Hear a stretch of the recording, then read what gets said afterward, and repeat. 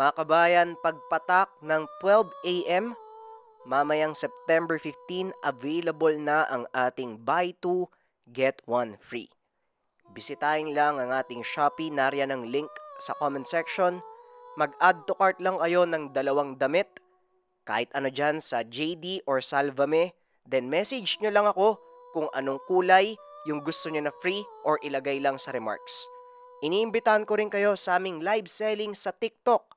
I-search nyo lang JD Clothing Line, 9 p.m. ang live selling namin sa TikTok.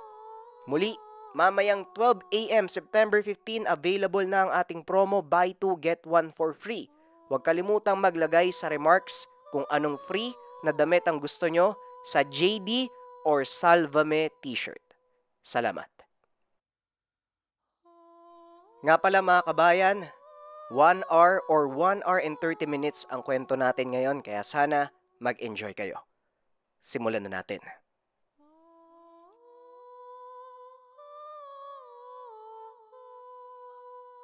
Ang kwentong ito ay hango sa totoong buhay. Mula ito sa isa nating kabayan na itago na lang natin sa pangalang Benji. Taong 1988. Tabon, Leyte. Nang mga panong ito, kakatira pa lamang ni Benji sa lugar. Lumad na taga-Ormoc ang binata at may lupain sila sa tabon-tabon na minana sa yumaong ama na si Tatay Armando. Dahil sa mga banta at pananakot sa buhay ni Benji, napilitan nitong lumipat sa tabon-tabon. Si Tatay Armando ay dating bagaytang antingero na pumatay sa 4 na gabunan noong kasagsagan ng digmaan. Ayon sa kwento ng ama, may mga gabunang nananalanta noon habang nangyayari ang bangayan sa iba't ibang bansa. Ang tanga ni Tatay Armando, tadyang ng makamandag na alakdan, isang uri ng mutya na nakuha ng ama sa kagubatan ng Mindanao. Nang mga panong iyon, ang humahawak ng mga gamit ay walang iba kung hindi si Benji. Mukha itong dibdib lang ng alakdan, ngunit kulay itim na kasing tigas ng bakal. Nakapalob ito sa telang pula na ginawang kwintas ng binata. Sinundan naman ni Benji ang tinahak ng landas ng ama, kaya laging nakabuntot ang peligro sa buhay. Hindi naman may pagkakaila na sa oras na pumasok ang isang tao sa karunungan, naroon na ang pagsubok na kanabibilangan ng espiritual, aswang, mangkukulam, at mga taong may masamang hangarin. Naging manggagamot si Benji sa murang edad na 17. Kaya nitong paganahin ang iba't ibang orasyong pambakod, pamparusa, poder at marami pang iba. Walang kahirap-hirap nang hindi man lang dumaan sa pagdedebosyon. Dahil ito sa basbas ng ama, hindi na kailangan pa ng binata na gawin ang bagay na iyon. Maliban pa dyan, may abilidad ang binata sa oras na makahawak ng kung anumang sandata. Anumang tibay ng kalaban ay mapapatumba niya ito. Hindi man mabawian ng buhay, ngunit matindi ang magiging pinsala sa katawan. Maging sa pisikal na pakikipaglaban, napaka-agresibo ng binata na tila biyasa sa kahit anong uri ng pakikipagpalakasan. Ngunit sa kabila ng lahat, pinili niyang lumipat para magkaroon ng payapang pamumuhay. Ang hindi niya alam, ito'y magiging mitya ng mas malaki pang problema. Bagaman bagong salta ang binata sa lugar, mabilis na naging tanyag ang pangalan dahil sa reputasyon na inawakan ng ama noong nabubuhay. Maraming naging kaibigan si Benji, karamihan mga kamag-anak ni Tatay Armando. Isa na ang mag-amang si Isidro at Kador. Naging bukas si Benji sa mga bagong kakilala at hindi itinago ang abilidad na sunod sa ama. Kaya naman 1 buwan pa lang ang lumipas, may pumunta sa kanya upang magpagamot. Hindi naman tumatanggi ang binata. Ibinigay niya ang serbisyo ng walang kapalit. Katulad ng ginawa noon ng ama. Hindi tumatanggap si Benji ng kahit anong kapalit sa panggagamot. Kahit minsan, labag man na gamutin ang taong may natural na sakit sa katawan, pinagbibigyan niya ito. Pero pinapayuhan na magpatingin sa doktor upang makasigurado. Alam naman natin na kapag natural na sakit na ang dumapo sa katawan, lalo't dulot ng pag-aabuso, hindi kailanman ito mapapagaling ng albularyo. Hanggang sa may bumisita sa tahanan ni Benji, si Dando, sinabing bigla na lang nawala ang 2 anak. 1 linggo na nitong hinahanap ang pamilya. Nagpatulong na din siya sa otoridad, ngunit hindi pa rin matagpuan ng mga bata. Natanong ni Benji si Dando kung ano ang ginagawa ng anak sa araw-araw.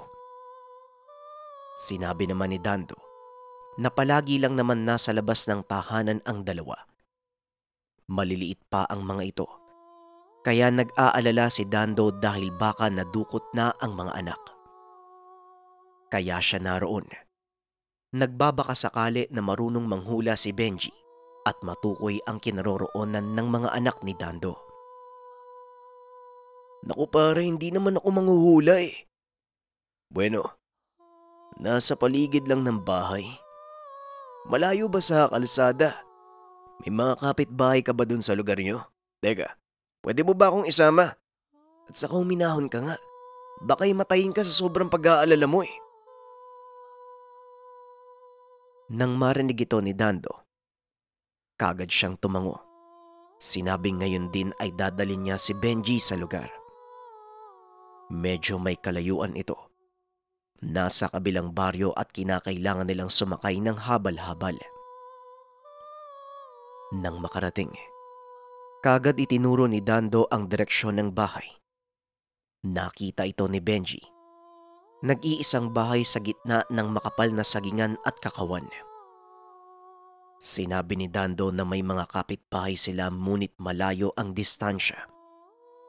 Pinag-aralan niya ang buong lugar at kasabay nito. Pinakikiramdaman kung may bumabalot bang kakaiba. Maya-maya pa, sumunod na ang binata kay Dando habang naglalakad papunta sa bahay. Sinipat ni Benji ang buong paligid hanggang sa napadako ang tingin doon sa likod ng tahanan. May konting espasyo na nasisilungan ng 2 malaking puno ng mangga.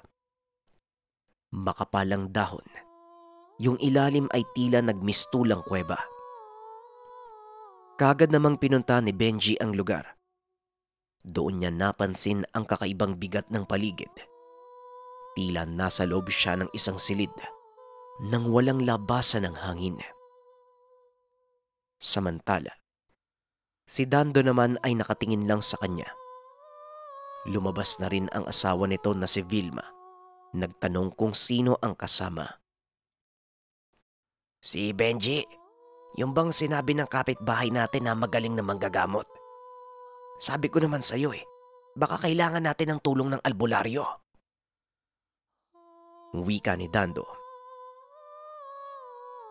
Albularyo? Ang bata pa! Talaga bang seryoso ka sa albularyong yan? Mukhang tambay lang eh.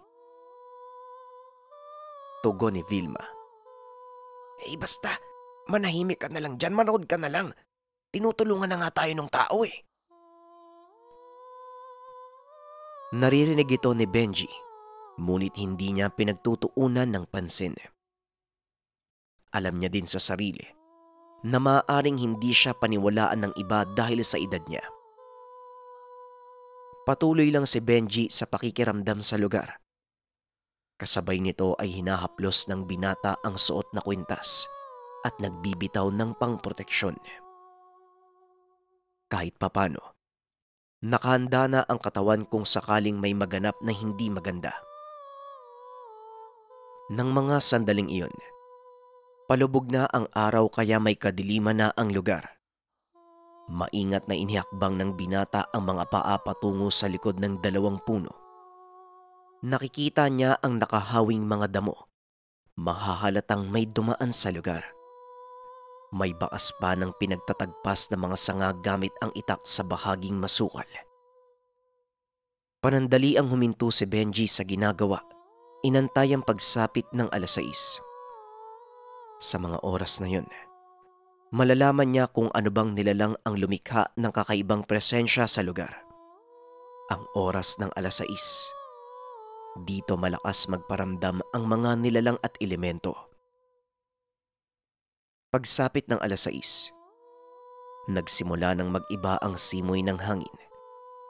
Nawala ang pagaspas ng mga dahon at tanging maririnig lang sa lugar ay mga tinig ng insekto at kuliglig. Ilang minuto pa ang lumipas. Nakarinig si Benji ng mahinang tinig na tila galit na nilalang. Magandang gabi, kaibigan. Anumang uri ka ng nilalang, magpakita ka sa akin. May kailangan akong itanong eh. Baka maaari mo akong paunlakan. Tanong ni Benji. Walang nangyari. Mas lumakas ang tinig ng nilalang. Hindi ko gusto ang presensya sa lugar na to. May kutob akong may kinalaman ka sa pagkawala ng 2 bata eh. Tandaan mo, kung naririnig mo ko, nasa magkaibang mundo tayo at kapwa may karapatang manirahan. Kaya magbigay tayo ng respeto sa isa't isa. Kapag nagmatigas ka, mapipilitan akong parusahan ka. Hindi adlang sa akin ang namamagitan na 2 panig ng mundo. Kayang-kaya kitang maabot kahit nasang lupalop ka pa ng lugar. Sa oras na malaman kong totoo ang hinala ko, papatayin kita. Ano? Magpapakita ka ba o hindi? Bibigyan kita ng ilang segundo. Hanggang sa unti-unti itong lumitaw sa harapan ng binata. Napakapangit na tila taong may ulo ng palaka. Mahaba ang mga kamay at paa. Isa itong uri ng lamang lupa na kung tawagin ay gumol. Nasa lupa nakatira ang nilalang, habang ang mga nasa dagat naman ay berberoka. Si Dando at Vilma, hindi mawari ang itsura dahil sa pangingilabot. Sa kabila ng nakakatakot na itsura ng nilalang, hindi nagpatinag si Benji. Pinag-aralan niya ang kinikilos ng gumol. Alam niya na kahit anong oras ay aatake ang nilalang. Magpapakita ka naman pala eh. Pinapatagal mo pa. Magtatanong lang ako. Suplado mo naman. Hoy, may kinalaman ka ba sa pagkawala ng mga bata? Ay! Huwag kang magkakamaling gumalaw ah. Bago ka pa may magawa sa akin, siguradong tutumba ka na. Wika ni Benji. Kung magsalita ka, akala mo napakalakas mo. Dahil ba dyan sa tadyang mo? Dyan ka ba kumukuha ng tapang? Tandaan mo, ang pag-iimasok mo sa mundo namin, magdudulot ito ng hindi pagkakaunawaan sa bawat panig. Maaari itong maging mitya ng digmaan. Kaya huwag mong sabihin na kaya mong gawin ang gusto mo. Huwag masyadong mataas ang tingin sa sarili. Nang marinig ni Benji ang mga sinasabi ng nilalang, nagpantig ang tenga ng binata. Naiintindihan ko ang sinasabi mo, pero hindi yan ang nais kong marinig. Gusto mo bang ulitin ko pa yung tanong? O baka naman, gusto mong subukan ng presensya ko? Sa daloy pa lang ng pananalita mo, ikaw mismo ang bumabali sa mga sinasabi mong batas. Hinala ko, may kinalaman ka sa pagkawala ng mga bata. Walang ibang banta sa lugar maliban lang sa'yo. Tapos ngayon, sinasabi mo yung tungkol sa panghihimasok sa bawat panig. Parang ikaw nga ay nauna eh. Kapag nagmatigas ka pa, hindi ako magdadalawang isip sa gagawin ko. Ikaw ang kumuha sa mga bata at papatayin kita. Nang marinig ng nilalang ang mga sinabi ng binata, galit na ito at unti-unting lumalapit kay Benji. Dito na nabuo ang hinala ng binata. Ang kumuha ay walang iba, kung hindi ang lamang lupang nakatira sa likod ng bahay. Habang papalapit sa kanya ang nilalang, umatras naman si Benji, ngunit hindi ibig sabihin nito na natatakot siya. Sa halip, inaaral niya kung kailan aatake ang nilalang. Ayaw mauna ni Benji sapagkat alam niya sa sarili na kapag inunahan niya ang gumol, magiging hudyat ito na siya ang nagsimula ng laban. Magkakaroon ng dahilan ang lamang lupa upang basagin ang nasabing kasunduan. Magdudulot ito ng malawakang pamiminsala ng mga nilalang sa iba't ibang panig ng lugar.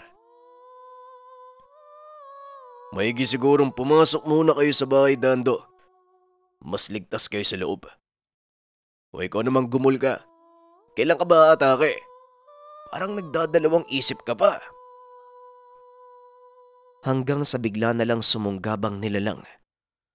Kaagad namang nalaman ni Benji ang isasagawang pag-atake. Sinangga ni Benji ng kamay ang pagkalmot, sabay bitaw ng malakas na suntok sa sikmura ng gumol. Pero tila hindi alintana ng gumol ang pinsala. Sa halip inuntog pa ang ulo kay Benji. Dahilan kaya halos mapanawa ng tingin ng binata sa lakas ng pagkakaumpog. Napaatras si Benji. Kagad niyang hinalikan ng gamit at nag-usal ng pamparusa. Kumuha siya ng bato at ipinalaman sa kamao. Hanggang dyan lang ba ang kaya mo? Ang lakas ng loob mong magbanta. Hinamon mo pa ako.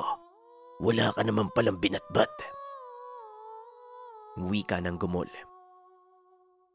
Unang-una hindi kita inamon. Gusto lang sana kitang kausapin eh. Pero sa dating ng presensya mo, ikaw ang naghahamon. Tapos ngayon, ako pa yung humamon sa'yo. Galing mo din ano? Ang galing mong magbaliktad ng sitwasyon. Ang sabi ko, magbigay tayo ng respeto sa isa't isa pero hindi ka nakikinig eh. Ang dali-daling sagutin ang tanong ko pero ayaw mong sagutin. Ang gulo mo. Wika ni Benji. Tumawa ang gumol. Lumapit at nagsitayuan ang mga hasang sa liig na mukhang manok na panabong. Kapag sinabi kong kinuha ko, pero may pahintulot sa nakakataas sa amin. Ginagambala nila ang pananahimik ko sa lugar na ito. Hindi ako ang may kasalanan. Wika ng gumol. Eh di tama nga ako. Kinain mo rin yung mga sinabi mo patungkol sa batas eh. Kinuha mo eh. Eh malamang magagambala ka nila kasi dito sila nakatira. Umamin ka na. Sadyang may interest ka lang sa mga bata. Matapos marinig ang mga sinabi ng binata, muling sumunggabang nilalang. Ngunit sa pagkakataong ito, hindi na sinalag ng binata ang pag-atake. Sa halip ay sinalubong niya ito ng malakas sa pagsuntok sa dibdib. Biglang napatigil ang nilalang. Bumuka ang bibig at tila hirap na huminga. Maya-maya lang bigla itong lumuhod at sumigaw ng malakas. Hindi na inantay ni Benji na manumbalik ang lakas ng nilalang. Dinakma niya ang ulo at tinuhod sa muka. Paulit-ulit niya itong tinuhod hanggang sa mabungi ang mga ngipin nito. Ang sabi ng gumol, sumusuko na siya. Hindi niya inaasahan na kaya siyang sakta ng tao at kaya siyang mahawakan at mapatamaan ng mga atake. Ano bang sinabi ko sa'yo? Meron akong abilidad. Kahit nasan ka, kaya kitang abutin. Ilabas mo mga bata na nasa maayos sa kalagayan. Sa oras na hindi mo yun gawin, papatayin kita. Dito mismo kung nasan tayo, lalagyan pa kita ng krus bilang respeto. Ayop kang gumul ka. Masyado kang mapanlamang sa tao. Pangit ka na nga eh. Wika ni Benji at biglang tumayo ang nilalang. Akala noon ni Benji napakiusapan niya ito. Sa halip, bigla na lang siyang kinalumot sa muka. Dahil hindi nakapaghanda ang binata, tumilapon si Benji at nagkaroon ng pinsala sa muka.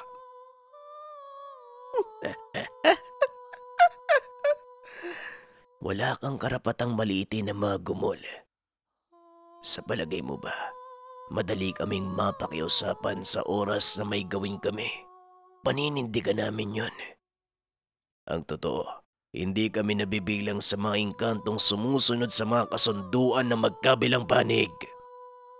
May sariling batas sa mga gumol at hindi kami tumutulad sa iba. Sa tingin mo ba, iisa lang kaming lahat? Mangmang! Dagdag pa ng nilalang. Wala siyang pakialam sa kasunduan. Gagawin niya ang gusto hanggat makakaya. Dito mas nagalit si Benji. Sa kauna-unahang pagkakataon, may natuklasan siyang lamang lupa na tumataliwas sa kasunduan ng magkabilang mundo. Dagdag pa ang marka ng kalmot sa muka. Umaagas ang dugo. Tumayo si Benji habang hawak ang sugat. Sinimulan niyang ibuhos ang lahat ng kargang gamit. Alam niya sa sarili na hindi mapupuksa ang nilalang kapag hindi niya ito ginawa. Nakita niyang unti-unting humihilom ang pinsala ng nilalang. Dumi pa ang kamay na tila hinahamon si Benji. Patuloy lang sa pagtawa ang gumol. Sumunod ang binata at nagpalitan sila ng atake. Walang nakakalamang. Halos pantay lang ang laban ng dalawa.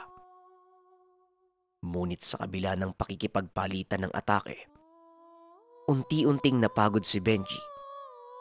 Sa pagkakataong iyon, humina na ang katawan at panay na ang atras sa kalaban. Hanggang sa inagisan siya ng itak ni Dando, kagad naman itong nasalo ni Benji. Nang mahawakan niya ang sandata, hinalikan niya ang tangan at inihip sa itak sabay haplos sa patalim. Ilang segundo lang ang lumipas pagsugod ng gumol. Walang pagdadalawang isip na inamba ni Benji ang itak at hinataw sa leeg ng nilalang. Parang walang nangyari ngunit natigil bigla ang gumol. Nanigas ang katawan at ilang segundo lang nalaglag ang ulo sa lupa. Sumirit ang kakaibang likido habang gumugulong ang ulo ng nilalang.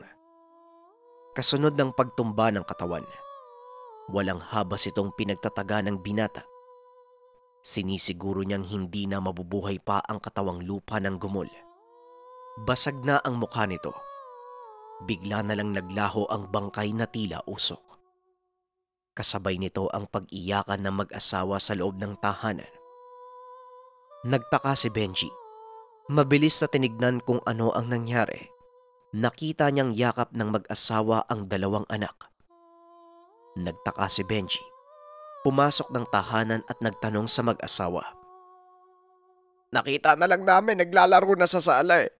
Hindi namin alam kung ano nangyari. Wika ni Dando. Sandali lang.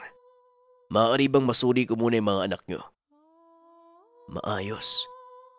Walang nakagapos na masamang presensya. Sige. Uwi na ako nga pala. Doon pa rin nakatira yung nilalang ha. Hindi ko napatay yung katawang engkanto niya pero hindi na siya makakabalik sa lupa. Bilang pag-iwas, huwag nyo na lang papuntayin yung mga bata doon at kung maaari, lagyan nyo ng bakod para masigurado yung kaligtasan nyo. Mungkahi ni Benji. Tumangulang si Dando bilang pagsang-ayon. Tumalikod na si Benji. Ngunit sinabihan siya ng mag-asawa na doon muna manatili sa tahanan dahil gabi na. Bukod pa dyan, bibigyan ni Dando ng pera si Benji. Ngunit tinanggihan nito ng binata. Maging ang alok na doon siya magpalipas ng gabi. Kailangan niyang umuwi dahil baka may mga pasyenteng nag-aantay sa tahanan. Wala nang nagawa ang asawa kung hindi umiyak habang nagpapasalamat. Dahil sa pangyayaring iyon, ito ang naging simula ng mas mahirap na pagsubok sa buhay ni Benji. Nabati niya ang atensyon ng mga gumol, pati na din ng ibang engkanto. Naging matunog ang pangalan ni Benji sa mundo ng mga nilalang, maging sa mga aswang at mga mangkukulam. Halos araw-araw, Nalalagay sa bingit ng kamatayan ang binata pero sa kabutihang palad, nalalagpasan niya ang lahat ng ito. Habang nangyayari ang mga pagsubok, patuloy pa rin nanggagamot si Benji. Malaki ang pagpapasalamat niya sa iniwan ng ama. Ito ay ang tangan ng tadyang ng makamandag na alakdan. Pamilyar ako sa ganitong kwento kasi yung pamilya namin mga antingero eh. Tapos yung pinakamalakas sa lahi namin. Ganun talaga yung nangyari. Sa bawat tinutulungan nila, nababawasan yung buhay nila. At lahat ng mga nilalang elemento, nag-aantay lang ng pagkakataon kung kailan sila makakabawi doon sa manggagamot. Darating ang panahon manghihina ang katawan ng manggagamot at doon na sila pwedeng umatake. Kaya naman, responsibilidad, pag-isipang maigi kung gusto nating maging manggagamot kasi hindi lang buhay mo yung malalagay sa kapamakan, pati na din yung buhay ng mga nakakasama mo sa araw-araw. Muli maraming salamat sa pakikinig ng ating kwento. Paalam. Ang kwentong ito ay hango sa totoong buhay. Mula ito sa isa nating kabayan na itago na lang natin sa pangalang Tote. Taong 1986, San Dionisio, Iloilo. Walang permanenteng adres ang pamilya ni Tote. Sugarol at walang magandang trabaho ang ama na si Tatay Genaro. Ito ang rason kung bakit palipat-lipat sila ng tahanan. Negosyante ang ina na si Nanay Amelia. Nag-aangkat ito ng mga produktong galing sa mga karatig bayan habang dala ang anak. Paminsan naman, iniiwan siya nito sa ama na si Lolo Aming dahil mabisyo ang ama. Kaya hindi ito mapagkakatiwalaan sa pagbabantay. Ngunit ganun pa man, tinitiis lang ng ina ang ginagawa ng asawa. Hindi dahil mahal niya, kung hindi ayaw niyang lumaki ang anak na walang kinikilalang pamilya. Tote anak, maaga tayong gigising ha. Doon ka na muna kina Lolo Aming mo. Anak, hindi kita masasama ngayon eh. Medyo malayo yung pag-aangkatan ko. Wika ni Nanay Amelia. Ayos lang po nay, wala namang pong problema. Pero paano po si tatay? Iiwan po uli natin? Saka nay, kailan po tayo babalik? Ayos lang naman po sa akin kung iiwan mo ako kina lolo. Kaso natatakot po ako sa lugar nila eh. Alam niyo naman po, wala silang kapitbahay. Wala po akong kalaro. Tugon ni Tote. Naaalala mo ba si Tia Susa mo? Andun sila ngayon eh. Bakasyon kaya kasama niya din yung pinsan mong si Dulot? Mapapanatag ang kalooban ko kapag iniwan kita doon kaysa dito sa tatay mong. Naputol ang pagsasalita ni Nanay Amelia nang dumating si Tatay Genaro. Ganyan ka ba talaga? Walang tiwala sa akin, Amelia. Kung iiwan mo dito ang anak mo, syempre aalagaan ko yan. Pero iwanan mo din ako ng pera. Alam mo naman, nakakabagot dito sa bahay kung gusto mo. Dadalhin ko din ang anak ko kung saan ako nagpupunta kagaya ng sayo. Malaki na si Tote. Panahon na siguro para maipasa sa kanya ang mga abilidad ko. Di ba anak? Wika ni Tatay Genaro. Tumigil ka nga kung ayaw mong. Naku! Lumayo ka dito sa harapan ko ha, habang kaya ko pang magtimpe. Baka hindi ko mapigilan yung sarili ko. Abilidad? Saan ka ba may abilidad? Nilalayo ko ang anak ko sa'yo dahil ayaw kong lumaki siya ng walang silbi. Wika ni Nanay Amelia. Ang dami mong sinasabi. Kung ayaw mo, diwag. Ako na nga tong nagmamagandang loob. O siya, sige na. Siguraduhin mo lang na iiwanan mo ko ng pera bago kayo umalis ha. Dahil kung hindi, wala na kayo madadatnan sa bahay na to. Napailing na lamang si Nanay Amelia. Ganito palagi ang sistema sa tahanan. Hinahayaan na lamang niya ang asawa. Inisip na baka balang araw ay magbabago pa ito. Inayos niya lahat ng dadalhing gamit ni Tote. Binilinan niya ang bata sa mga bagay na dapat iwasan habang naroon sa tahanan ng lolo.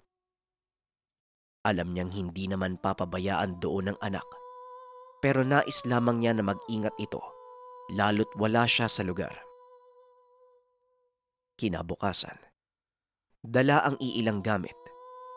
Hindi na nila ginising pa ang batugang asawa. Maaga pa lamang ay sinundo na sila ng kakilala. Halos 1 oras pang paglalakbay bago nila marating ang tahanan ni Lolo Aming. Sa biyahe pa lamang ay panay na ang pagngiti ni Tote. Namamangha ang bata sa mga tanawing nakakabusog sa mata.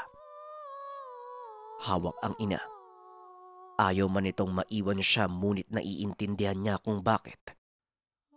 Malayo pa lang, may natanaw na itong bahay at taong nakatayo na tila nag-aantay sa kanila. Nang makadaong ang bangka, hinanap kagad ng bata ang taong nasilayan kanina. Laking pagtataka ni Tote dahil wala namang tao. Tanging 2 kawayan lamang na nakatayo sa tinalian ng bangka. Nay, nakita niyo po ba? May nakatayo po dito kanina eh. Bakit po kaya biglang nawala? Saka may nakita po akong malaking bahay. Hindi ba yun kina Lolo? Tanong ni Tote. Wala naman ako napansin, anak. Malapit na tayo sa bahay ng lolo mo, pero kita mo yung malaking puno ng akasya sa likod niyan?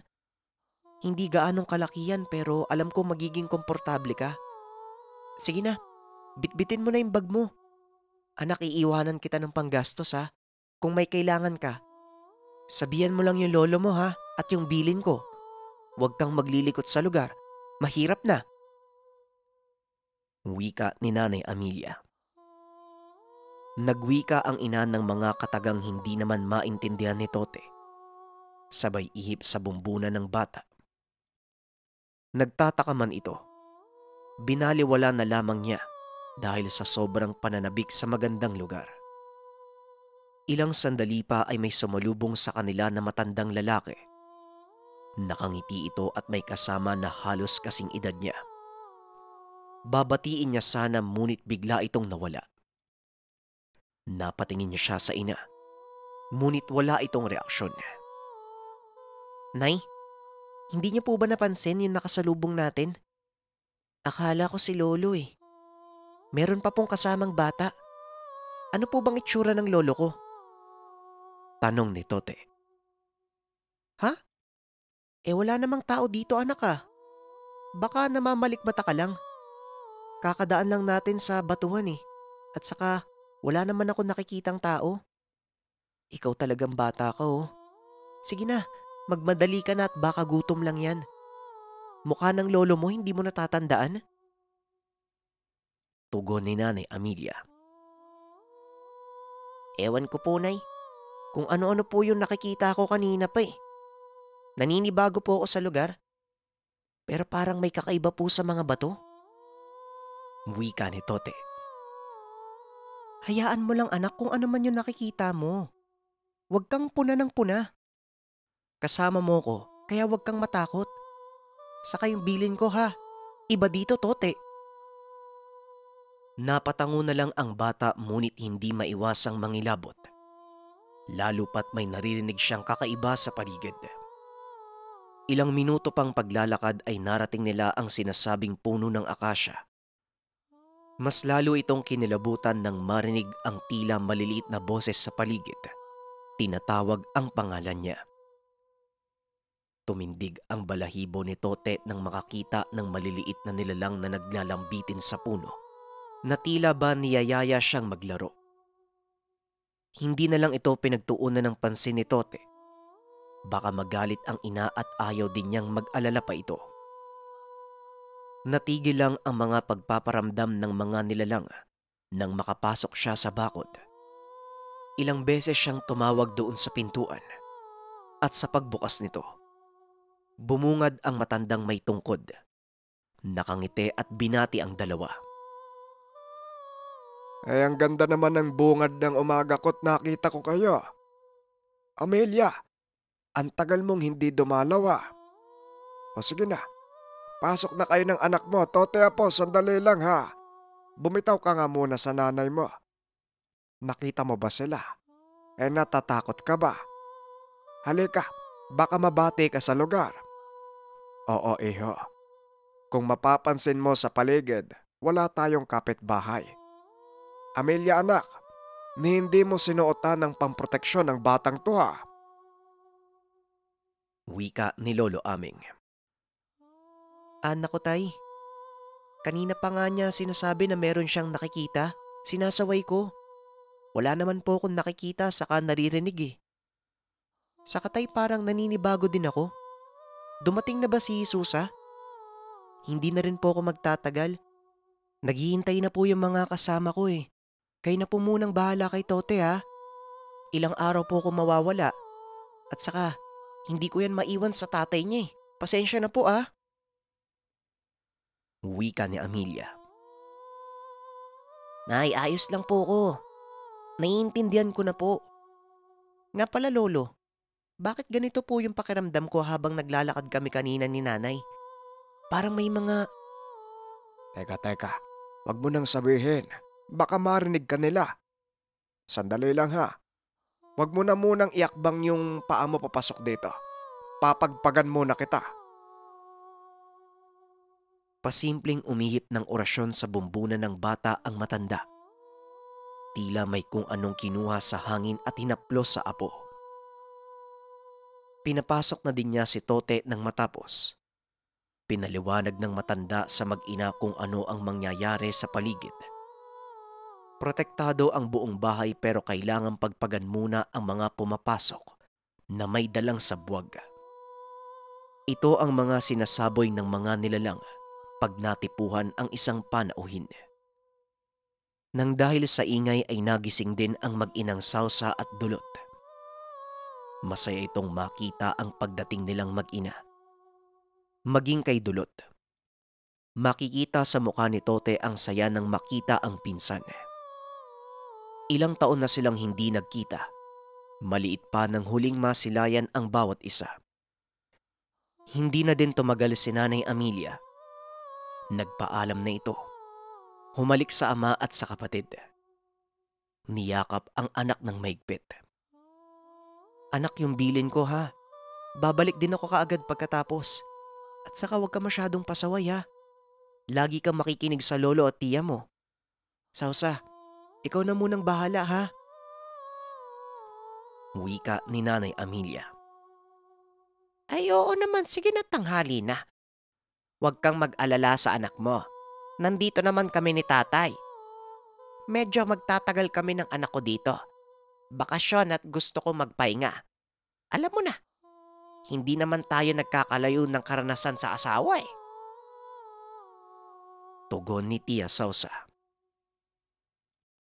Gusto mo ba? Pwede kitang isama total. Malaki na din yung anak mo eh. Kung gusto mo, sabihan mo lang ako ha. Sige na. Usap na lang tayo uli. Magpapaalam na muna ako sa inyo ha. Yung anak ko po ha. Wika ni Nanay Amelia. Ilang sandali matapos makaalis ng ina. Naganda na sila para makapag-almusal. Medyo nahihiya pa si Tote kumain lalo pat naninibago na hindi kasama ang ina. Habang kumakain ay muling nagpaalala ang lolo. Hindi albularyo si Lolo Aming. Ngunit may mga kaalaman lalo na sa mga orasyon pang proteksyon na naipamana at naituro ng angkan. May mga kagamitan din itong ginagamit para sa pagsasagawa ng proseso. Hindi nga lang ito tumatanggap ng nagpapagamot at ayon sa kanya. Hindi niya kayang magpagaling. Tanging ang alam niya ay kung paano maglatag ng proteksyon. Dating mangingisda si Lolo Aming pero dahil sa edad, pinagkatiwala nito ang kabuhayan sa kaibigan. Sa awa ng Diyos ay nabibigay naman ang tamang parte sa kanya. Malapad din ang nyogan na nasa likod bahay lang ng matanda. Pinagkukunan din niya ito ng ikabubuhay sa pamamagitan ng tuba o hindi kaya naman ng kopra. Ayon pa kay Lolo Aming, nakakatulong ang mga nilalang na nakatira malapit sa tahanan. Hindi naman ito mapaminsala, maliban na lang kung may mamemerwisyo sa kanilang lugar. Sa katunayan, mga kaibigan ito ng matanda ngunit ni minsan hindi ito nagpakita sa kanya. Bagkus tanging boses lang ang naririnig lalo na sa puno ng akasya. Mga apo, huwag kayong aabot sa puno ng akasya ha. Lalo ka na, Tote. Bukas ang ikatlong mata mo. Nakikita mo sila. Kaya para makaiwas tayo sa gulo, pakiusap. Pakiusap ko sa inyo, huwag kayong lalagpas sa bakod ng walang kasama. Mahirap nang masabwag. Wika ni Lolo Aming. Lolo, sabwag po? Ano po yun? Saka parang gusto ko pong maligo sa dagat kasama si Tote. Nay, samahan niyo po kami. Wika ni Dulot. Lo, may itatanong po sana ako eh. May mga tao po ba na malapit dito? Habang naglalakad po kami ni nanay, akala ko kayo po yung nakatayo eh. Pero paglapit namin wala namang tao. Marami din po akong naririnig. Habang naglalakad kami ni nanay kanina, may nakasalubong kaming tao eh. Pero hindi daw po napansin ni nanay. Wika ni Tote. Huh? Wala namang ibang tao dito, Tote eh. Tahimik nga sa kayong kapitbahay ni Lolo. Dandun pa sa kabilang bundok. Kay Lolo ang buong lugar na to, may pumupunta minsan pero kumukuha lang ng tuba. O hindi kaya naghahatid ng parte ni Lolo sa isda. Alam ko yun kasi mag-iisang linggo na kami dito ni nanay eh. Wika ni Dulot. Mga apo, Tote. Aba, may kakaiba sa'yo ah. Pero malalaman natin yan sa mga dadating na araw. Sa ngayon, kung ano man ang nakikita at nararamdaman mo, isang tabi mo muna. Pinagbuksan ka nila, apo. Tugon ni Lolo Aming. Sino po, Lolo? Pinagbuksan po ng ano? Nakakatakot po kayo ah. Dulot, isama na natin si nanay mo sa pagligo sa dagat. Parang natakot ako bigla kay Lolo eh. Ano kaya yun? Sana po wala silang masamang gawin sa akin ha. Wika ni Tote. Wala silang balak, apo. Pero sa mga kwento mo, una pa lang nagparamdam na sila sa'yo eh. May mga gustong ipaiwatig ang nilalang sa lugar. Kung ano man yon, malalaman din natin. Mangyayari ang mangyayari. Napaisip ang bata sa sinabi nito. Ngunit ganun pa man, hindi niya maintindihan kung ano pang kahulugan ng karap. Tinapos na lang nila ang agahan. Nagtulong-tulong na sa gawaing bahay. Nang matapos sa ginagawa, si Nanay Sausa na ang nagyaya sa kanilang maligo. Tanghaling tapat. Mainit pero hindi naman masakit sa balat dahil sa masarap na samyo ng hangin. May bitbit silang tabo na lalagyan ng mga kung anong pwedeng makuwang lamang dagat na nasa pangpang. Ilang sandali lang habang naglalakad. Hindi talaga maiwasan ni Tote na mapalingon. Naririnig niya na may mga sumisitsit sa kanya at tumatawag sa pangalan.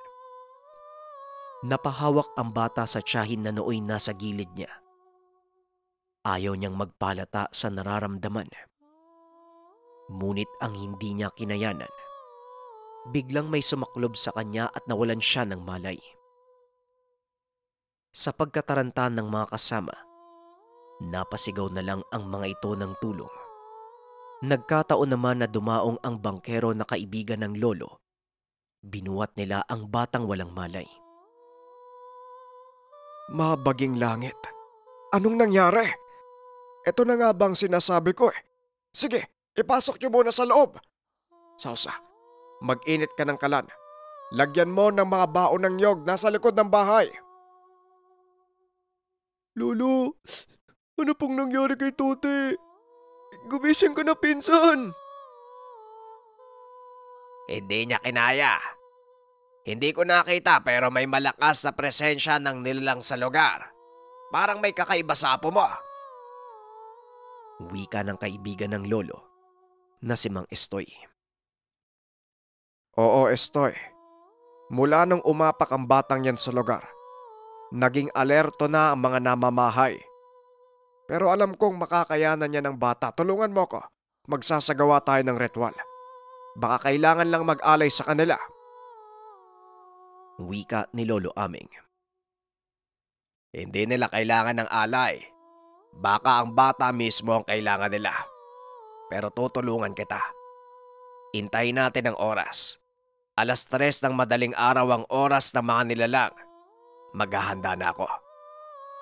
Naganda sila ng mga manok at mga kakaning walang lasa. Pinalitan nila ng damit ang bata at tinalian ng pulang panyo sa noo. Naglatag din ng matanda ng puting tela sa inigaan ng bata. Tila tulog lang si Tote pero hindi nagigising. Inayos nila ang kahoy sa bakuran. Gagawa sila ng malaking apoy para sa pag-aalay. Sobrang kinakabahan na ang mag-ina. Hindi nila alam kung ano ang mangyayari sa bata. Gayong alam nilang hindi naman biyasang albularyo si Lolo Aming. Ngunit ganun pa man, nagtiwala silang magiging maayos ang lahat. Hating gabi, inaapoy na ng lagnatang bata. Ang init ng katawan na tila sinisilaban. Nilabas nila sa bakuran ang bata kasama ang mga alay. Pinapasok ni Lolo Aming ang mag-ina para hindi na madamay sa nangyayari. Pero ayaw paawat ni Dulot. Sumilip ito sa siwang ng bintana. Ilang sandali pa ay nagliwanag na ang paligid dahil sa inipong kahoy.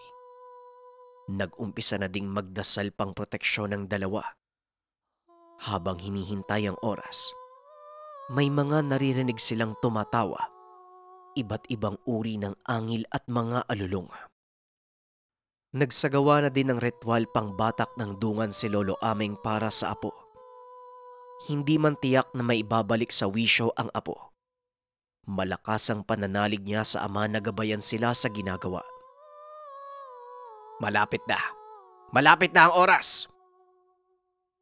Tila may sapi ang dalawa sa ginagawang ritual. Nakisayaw pa ang mga ito sa apoy. Hanggang sa biglang may malaking boses na nakapagpahinto sa kanilang ginagawa. Hinanap nila kung saan ito nanggagaling.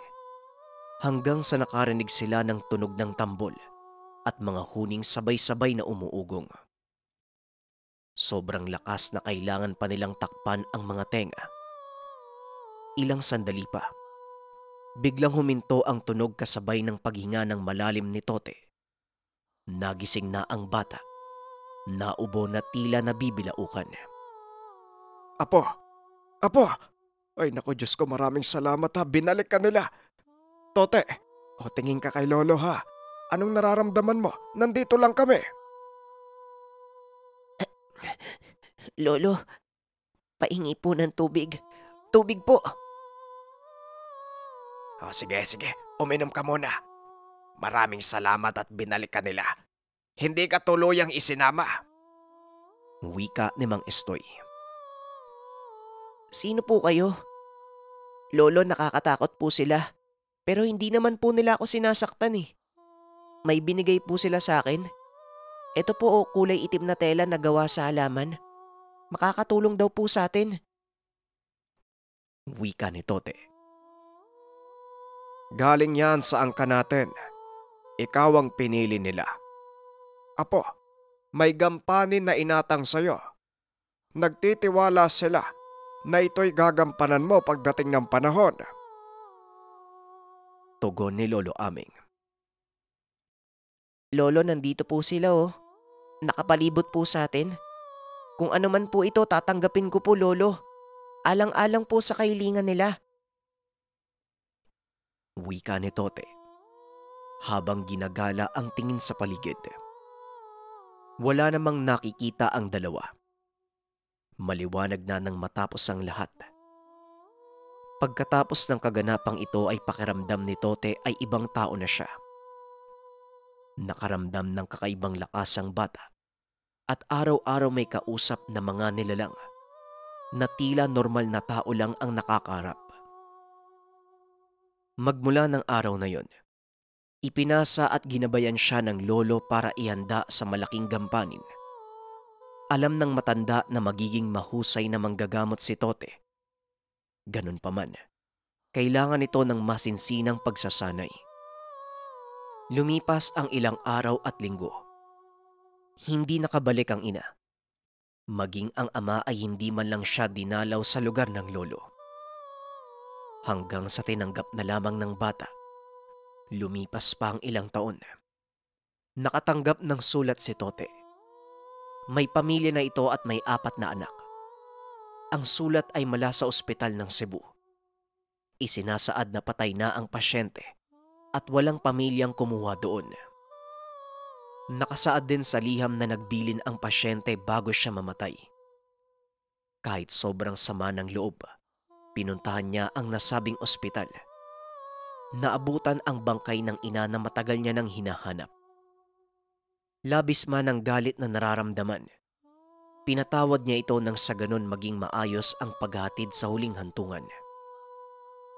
Kahit ganun na lamang ang ginawa ng mga magulang sa kanya, ipinagpasalamat pa rin niya dahil naging daan ito sa kapalarang tinatahak niya. Piniling mabuhay ni Tote na ginagamit ang angking kakayahan upang tumulong sa ibang tao at hindi magaya sa kanyang naranasan. Sa mga kwento ng mga manggagamot o yung mga batikan na ermitanyo na tumutulong sa iba, palagi silang may pinanghuhugutan na mabigat na karanasan, kaya nila piniling mag-alay ng buhay nila sa pagtulong sa ibang tao. Kumbaga, yung masakit na aral nila sa buhay, ito yung nagiging gabay nila sa araw-araw upang tumulong sa ibang tao. Kaya naman, masaklap man ang nangyari sa buhay ni Tote, ang mahalaga dito, hindi niya inayaan yung kasamaan na yon na ilahin siya pababa. Bagkus ito yung naging inspirasyon niya para gamitin ang mga kakayahan upang tumulong sa ibang tao. Muli maraming salamat. Paalam. Ang kwentong ito ay hango sa totoong buhay. Mula ito sa isa nating kabayan na itago na lang natin sa pangalang Claudio. Nangyari ito sa lugar ng Maynila. 25 anyos pa lamang si Claudio ng mga panong ito. Tubong samar na lumuwas ng Maynila sa pagbabakasakaling makahanap ng magandang trabaho. Ayon sa mga matatanda, mas mabilis ang pag-asenso sa Maynila. Ngunit nasampal ng katotohanan si Claudio dahil 2 buwan na siyang naroon, ngunit hindi pa rin siya nakakakuha ng trabaho. Ubos ng perang pinagbentahan namin ng kalabaw. Hanggang ngayon, wala pa rin ako mahanap na trabaho. Nagkamali yata ako. Wika ni Claudio sa sarili. Ganyan talaga dito, bay. Lalo na sa mga kagaya nating promde. Tignan mo na lang ako. Tapos ako ng sekundarya pero gwardya ang trabaho ko sa Maynila. Bukod nga ang sabi ni Chepe, tutulungan niya akong makapasok sa kapulisan. Wika ni Kanor. Kagad silang nagkasundo dahil pareho sila ng pinanggalingan. 3 taon ng CQ sa isang subdivision. Umaasa sa pangakong tutulungang makapasok sa pagpupulis. Kung ako sa'yo, bay, kunin mo na yung alok ni Chip na trabaho sa Amerikina. Maggwardya ka muna. Magiging mataas din yung posisyon mo. Ikaw din, baka maunahan ka pa. Balita ko, galanti yung mga nakatira doon Dagdag ni Kanor. Sige bay, bukas kakausapin ko si Chief. Maigi pa nga, paubos na din yung perang pabaon sa akin nila nanay. Ayoko namang humingi sa kanila. Desisyon ko to. Kailangan kong panindigan. Kinaumagahan. Sinadya ni Claudio ang opisina ng amo ni Canor upang ipahayag ang pagtanggap sa inaalok na trabaho. May isang subdivision sa Marikina na nangangailangan ng panibagong gwardya. Talamak sa lugar ang nakawan dahil malapit ito sa lugar ng mga squatter. Hindi din maiwasan na magkawalaan ng gamit dahil madalas na walang tao ang mga tahanan. Magandang araw po, Chief. Magpapasa sana ako ng requirements eh. Gusto kong subukan yung trabahong inalok niyo sa akin nung nakaraang linggo. Bakante pa po ba? Tanong ni Claudio. Mabuti naman nakapag-desisyon ka kagad. Nakiusap naman sa akin si Canor na bigyan ka ng 1 linggo para makapag-isip. Kung hindi ko lang siya inaanak sa kasal binigay ko na yung trabaho sa iba. Maraming gustong makapagtrabaho sa panahon ngayon Tugon ni Chief. Ganun po ba? Maraming salamat po ha. Pangako po, pagbubutihin ko po yung trabaho. Hindi po kayo magsisisi. Tugon ni Claudio. Mabuti naman kung ganon. O siya, ito ang endorsement letter mo. Iabot mo na lang sa opisina pagdating mo. Masayang inabot ni Claudio ang papel at nagpaalam na sa amo. Lunes ang unang araw niya bilang gwardya. May ilang araw pa siya para makapaghanda. May ideya na si Claudio sa ganitong trabaho dahil kay Canor. Linggo pa lamang ay bumiyahe na si Claudio. Nagpaalam na ito kay Canor dahil merong spasyo na pinapagamit ang homeowners para sa mga gwardya sa subdivision. Para sa seguridad, minabuti ng asosasyon na sa mismong subdivision na din umuwi ang kanilang mga gwardya. Simple lang ang trabaho. Ire-record ang lahat ng pumapasok na kotse at mag-iikot sa subdivision sa nakatakdang oras. Pagsapit ng Lunes. Magandang araw ho, ma'am. Ako pala si Claudio. Ako po yung pinadala ng ahensya para sa night shift. Wika ni Claudio, sabay abot ng endorsement letter. Mabuti naman at nakapagpadala na si Chip Masyado kasing matatakotin yung unang guard kuya, hindi ka naman siguro takot sa dilim Yung si Julio yung pinalitan mo, masyadong duwag. Kesyo may mga nakikita daw siyang umaakyat sa dulong bakod ng subdivision tuwing madaling araw. Naku oo, hindi naman sa tinatakot kita Mabuting maaga pa lang alam na natin kung tatagal ka. Sakit sa ulo yung mga magnanakaw Pabalik-balik dito. Tugon ng sekretary. Wag po kayo mag-alala. Sa probinsya namin halos walang ilaw Dahil hindi pa umabot yung kuryente sa baryo namin, sanay ho ko sa dilim.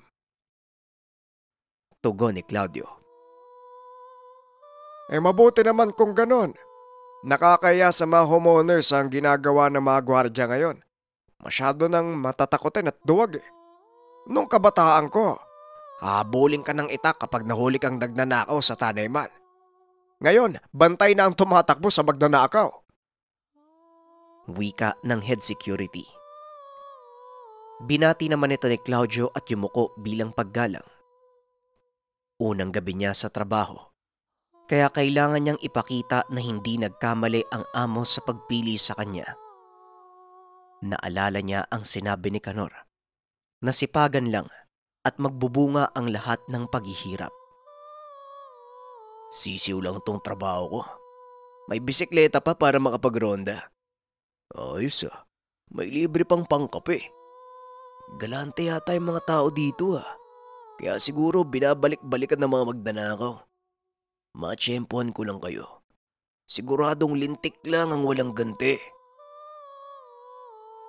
Wika ni Claudio habang nag-aayos ng logbook. Bandang 10:00 pa lang ay halos wala nang dumadaan kung saan nagbabantay si Claudio. 1 oras na lamang ay kailangan niya nang mag-ikot.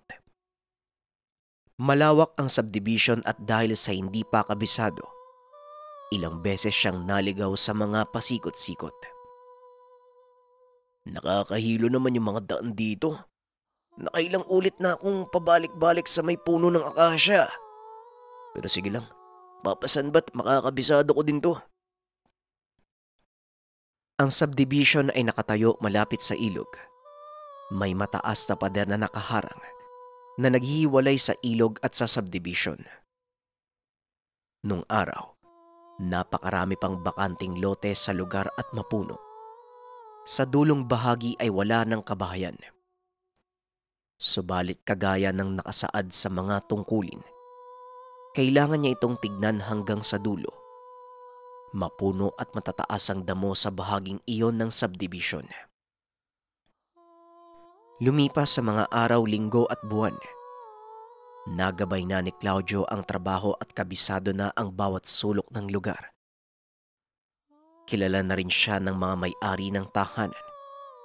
Alam na rin niya ang mga bahay na madalas walang tao at mainit sa mata ng mga magnanakaw.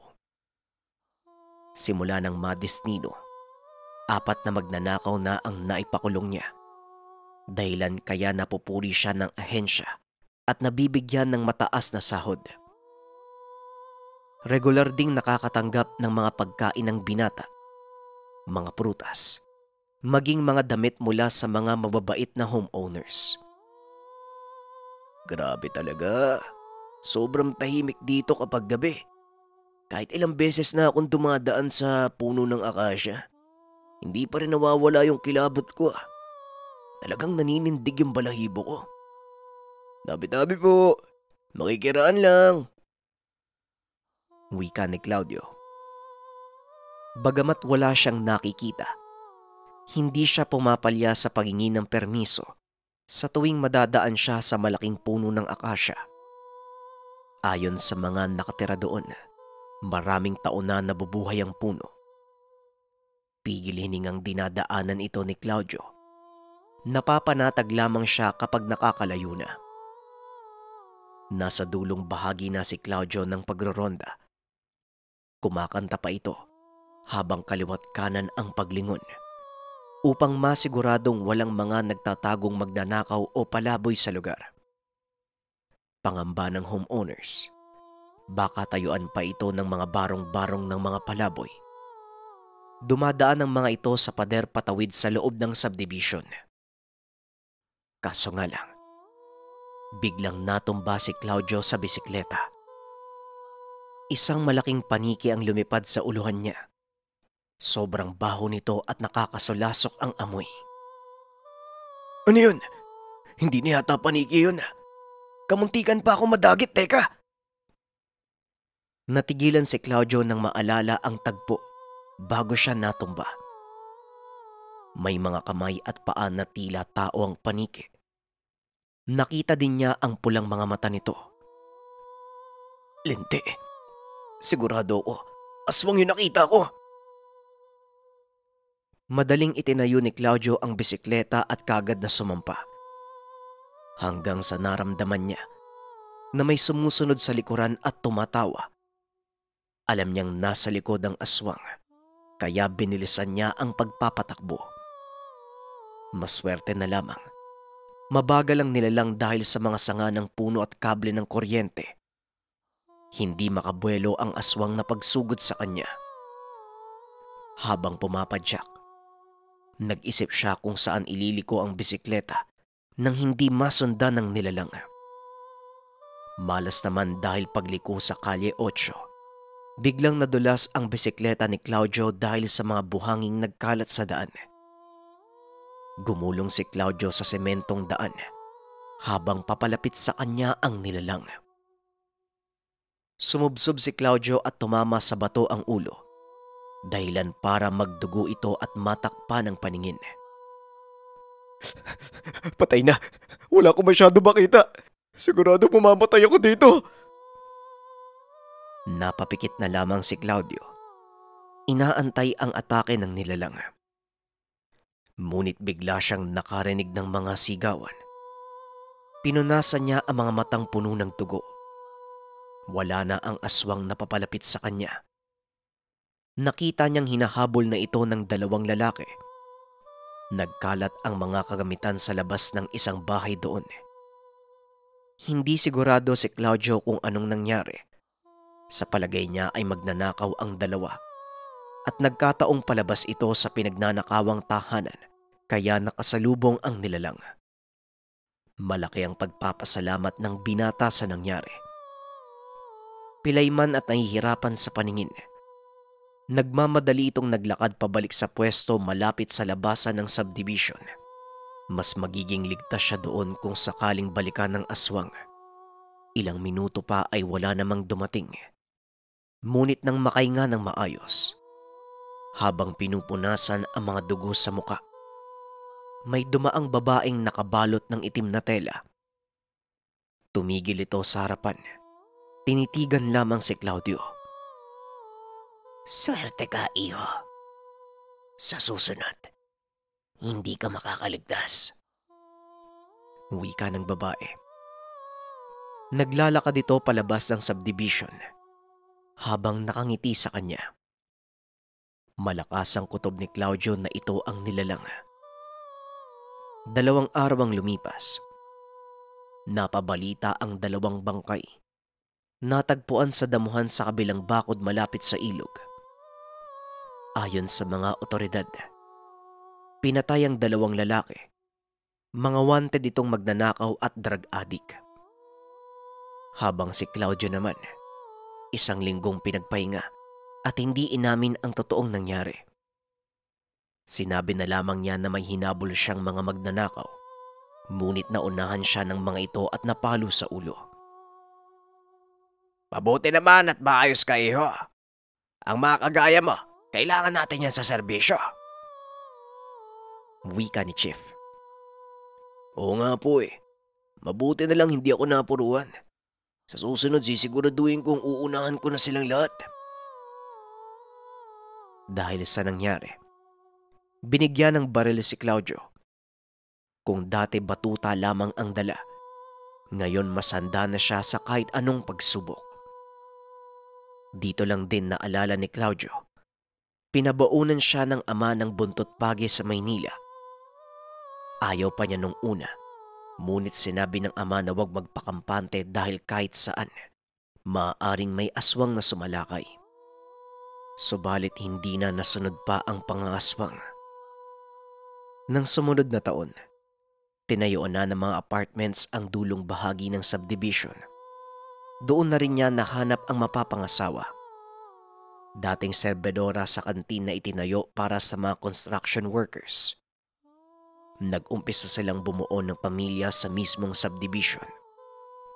Naging ninang nila sa kasal ang presidente ng asosasyon. At dahil sa pagiging magiliw ng binata, pinagkaloban sila ng lupa sa dulong bahagi ng lugar. Sa kabilang baryo malayo sa lugar kung saan siya inaswang. Nagtayo sila ng maliit na bahay. Ginamit ni Claudio ang kaalaman sa pagtatanim upang makapagpalago ng mga halamang gulay. Ngunit may bumabagabag sa kanila ang piligrong dala ng ilog sa tuwing baha. Mahal, narinig ko sa radyo may paparating na malakas sa bagyo ah. Mainam pa hakutin na natin yung mga gamit nang makapaganda na tayo. Wika ng asawa. Sige mahal, bukas sa bukas. Kakausapin ko si Ninang. Baka sakaling payagan niya tayong tumuloy sa kanila pansamantala hanggang sa umupa ang bagyo. Walang kaalam-alam ang mag-asawa. Buntis si Francia ng mga panong iyon. Laking pasasalamat ni Claudio. Hindi tumuloy ang bagyo at meron lang panakanakang ulan. Isang gabi, nagising si Claudio mula sa pagkakahimbing. Mahal, medyo lumalakas yata yung hangin ah. Ayusin ko lang yung trapal natin sa labas ah. Mukhang mapupunit eh. Bumangon naman si Francia. Papungas-pungas na sumunod sa asawa. Mahal, wala namang hangin ah. Tahimik nga yung gabi eh. Ay no, tignan mo sa bintana. Ni dahon ng saging hindi gumagalaw. Tugon ni Francia. Meron mahal, basta saglit lang to. Ititiklop ko lang. Papalabas na sana si Claudio. Ngunit namutla ang lalaki dahil nasa mesa ito nakapatong. Naalala niyang tinupi niya ito bandang hapon sa pag-iingat na baka mapunit ang trapal. Kaya hinanap ni Claudio kung saan nanggagaling ang tunog. Biglang umuga ang puno ng langka sa harapan. Pagtutok niya ng ilaw, nakita niya ang isang nilalang na lumilipad. Itimang balat, masangsang ang amoy, palipat-lipat sa puno habang nakatitig sa kanya. Nagmadali siya para kunin ang buntot ng pagi. Walang pag-aalinlangang sinugod ang nilalang at paulit-ulit na hinataw. Walang yak ang aswang ka. Hanggang dito sinundan mo talaga ako. Kinuha din ni Claudio ang taga. Walang pagdadalawang isip niya itong pinaghataw. Ngunit nang hahampasin niya na ng buntot ng pagi ang mukha ng aswang, naunahan siya ng nilalang. Inambahan siya ng kalmot sa leeg. Mabuti na lang sa mukha niya tumama ang mahabang kuko ng aswang. Dahil sa pagsigaw ng asawa nang makita ang aswang, bumukas ang ilaw ng mga kapitbahay, kaya napilitan ang nilalang na umalis. Sumuot ito sa mga puno at tuluyang naglaho sa dilim. Duguan si Claudio ng madatnan ng mga kapitbahay, nanghihina at namumutla. Mabuti na lamang, merong marunong na albularyo doon sa lugar. Ipinatawag ito upang gamutin si Claudio. Maswerte ka. Hindi ka nadali sa leeg ng aswang kung nagkataon. Patay ka na ngayon. Itapal mo tong dahon at hugasan mo yan araw-araw gamit ng pinakuluang dahon ng bayabas. Lagyan mo rin ng asin sa loob ng 1 linggo. Magsunog din kayo ng kamangyan. Hindi mo ba alam, iho? Ang ano po? Buntis ang asawa mo. Hindi ikaw ang pakay ng nilalang. Inaaswang ang asawa mo kaya dapat maging alisto ka. Huwag mong hahayaang mag-isa ang asawa mo, lalo pat panganay niyo ang pinagdadalang tao niya. Walang kasing bango yan. Sobrang gusto ng mga nilalang ang amoy ng buntis. Ang amoy ng bata sa sinapupunan. Ano po bang dapat kong gawin? Hindi alam ni Claudio kung matutuwa ba siya o matatakot para sa asawa't panganay. Kung gugustuhin ng aswang, madali nitong mapapasok ang tahanan.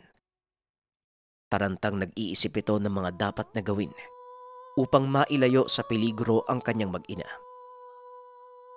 Kinabukasan, nagpatulong siya sa mga taga roon. Naglagay sila ng mga bakod at sinigurado niyang pinagtibay ang mga ito.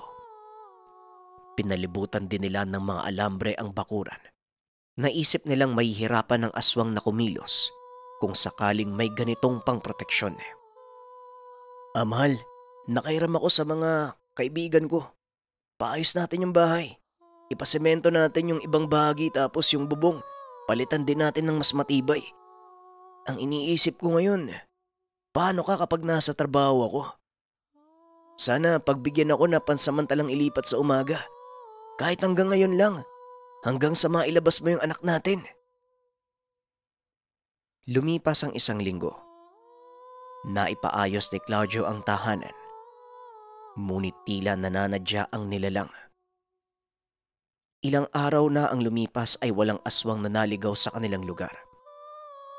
Hindi niya alam kung napuruhan niya ang nilalang o hindi kaya naman nag-iintay lang ito ng tamang tiyempo.